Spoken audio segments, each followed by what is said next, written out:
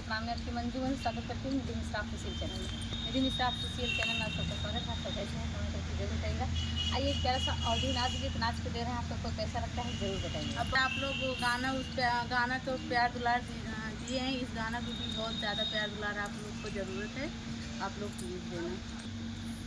चलो। अरे हमरे दुआरे एक निमिया के पेड़वा, अरे बहिनी कुलनी में कौड़ी होय, अरे बहिनी कुलनी में कौड़ी होय।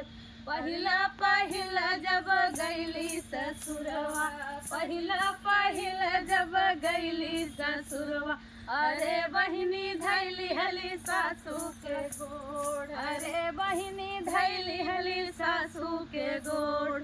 हमारी नी सासुरानी ऐसन आशीषी, हमारी नी सासुरानी ऐसन आशीषी, अरे बहिनी तोहरे बेटा हुई हो, अरे बहिनी तोहरे बेटा हुई हो, हरे बहिनी कुलनी में कौड़ी हो, हरे बहिनी कुलनी में कौड़ी। अरे दूसरी पठौनी जब गईली ससुरवा, दूसरी पठौनी जब गईली ससुरवा, अरे बहिनी धैली हली जननी के गोड़, अरे बहिनी धैली हली जननी के गोड़।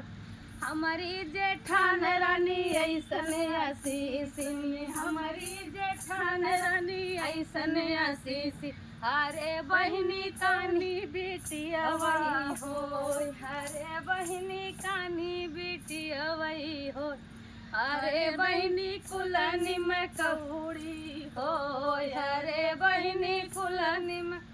अरे तीसरी पठौनी जब गईली गमनमा, तीसरी पठौनी जब गईली ससुरवा, अरे बहिनी धैली हली ननदी के गोड़, अरे बहिनी धैली हली ननदी के गोड़। हमरो ननद रानी ऐसन आशीष, अरे भौजी हमरे भतीजवा हो, अरे बहिनी हमरे भतीजवई हो।